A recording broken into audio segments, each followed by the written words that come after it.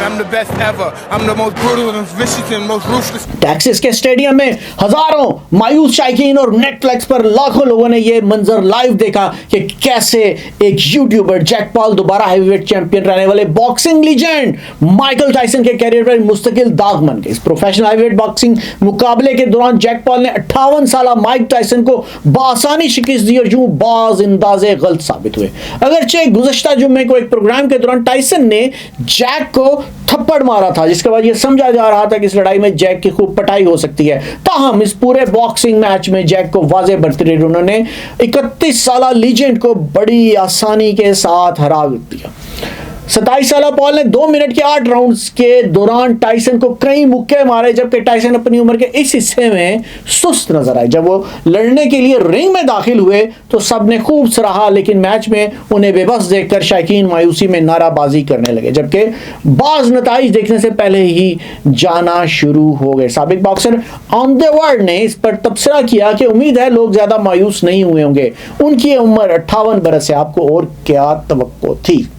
Fateh Jack Paul ने 1-11 के साथ अपना प्रोफेशनल बॉक्सिंग रिकॉर्ड बेहतर किया, जबकि टायसन को 19 साल बाद पहली प्रो फाइट का हिस्सा बनने पर अपने कैरियर की 7वीं शिकस्त हुई, जो कि इंतहाई हैरान कुन थी। लोग इसकी बिल्कुल तवक्को नहीं कर रहे थे, लेकिन इसके साथ ही एक बड़ा सवाल उठ खड़ा हुआ, क्या एक यूट्यूबर का अपने से 31 साल बड़े बॉक्सिंग लीजेंड से मुकाबला हकीकी था?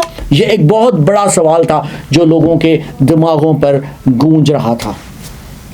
टेक्सास कमीशन की शराइत के मुताबिक दोनों बॉक्सर के भारी भरकम ग्लव्स में इजाफी पैडिंग थी। दोनों बॉक्सर्स ने कोई भी ऐसा मुक्का नहीं मारा जो हरीफ को नॉकआउट कर पाता। पूरी फाइट के दौरान टायसन ने सिर्फ 18 जबकि पॉल ने 78 मुक्के मारे। अगरचे हम माइक टायसन और जैक पॉल के दरमियान एक बॉक्सिंग मैच के मुज़क्का खेज होने को किसी मिसाल से साबित करना चाहें तो वो ये हो सकती है कि 17 जनवरी 1997 में अमेरिकी रियासत ओहायो में पॉल खानदान अपने बेटे जैक की विलादत का जश्न मना रहा था। दूसरी तरफ इंटरनेशनल बॉक्सिंग डाइजेस्ट के इस महीने के शुमारे में यह सवाल किया जा रहा था कि क्या टायसन का कैरियर खत्म हो चुका है।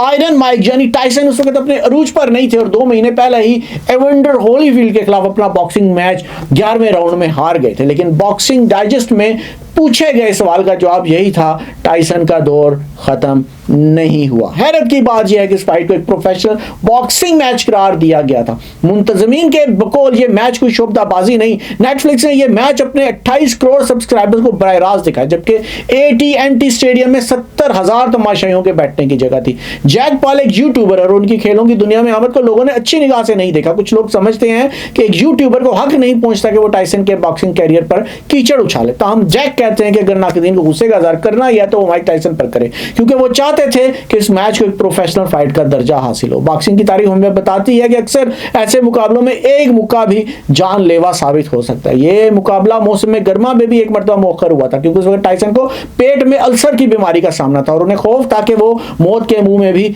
जा सकते हैं। अब टायसन का इसरार है कि उनकी सेहत ठीक है।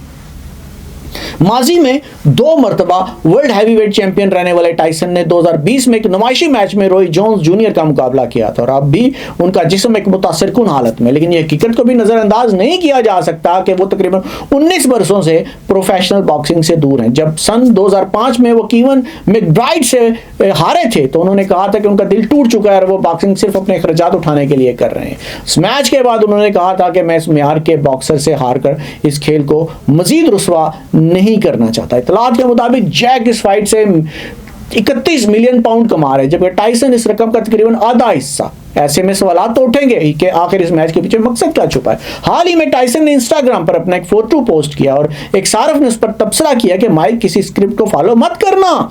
जैक पर भी ऐसे इल्जामात माजी में लगते रहे कि उनके मैचेस के नतीजे में पहले से तय होते हैं, लेकिन उस बात में कोई शक नहीं कि वो 2020 में बरतानवी बॉक्सर टॉमी फ्यूरी से हारे थे। कि दीगर मुखालिफ बॉक्सर में UFC के साबिक खिलाड़ी शामिल थे और उन्हें इंतहाई अक्लमंदी से चुना गया था। अब अगर ये देखा जाए और सारे खेल का जायजा लिया जाए तो सवालात जहां अपनी जगह उठते हैं इस मुकाबले के हवाले से, और इस मुकाबले के बारे में ये सोचना कि ये बिल्कुल दुरुस्त था और इस मुकाबले में कोई भी फिक्सिंग नहीं की गई थी, तो मेरा नहीं ख्याल कि ये दुरुस्त है, क्योंकि बहुत सारे सवालात हैं और बहुत सारे अंदाजे हैं जो यकीनन माइक टायसन के खिलाफ जाते हैं। हो सकता है कोई ऐसी मजबूरी माइक टायसन को हो गई हो सकता है माइक टायसन को इस वक्त पैसों की अशद ज़रूरत हो, वरना माइक टायसन इतना बड़ा हार का लेबल अपने ऊपर लगवाने के लिए इस तरह तैयार हुए, ये बात किसी को भी हजम नहीं हो रही है। अगले प्रोग्राम में कुछ नई मालूमात के साथ और कुछ नई बातों के साथ फिर हाजिर होऊंगा। तब तक के लिए इजाज़त दीजिएगा। अल्लाह हाफिज़।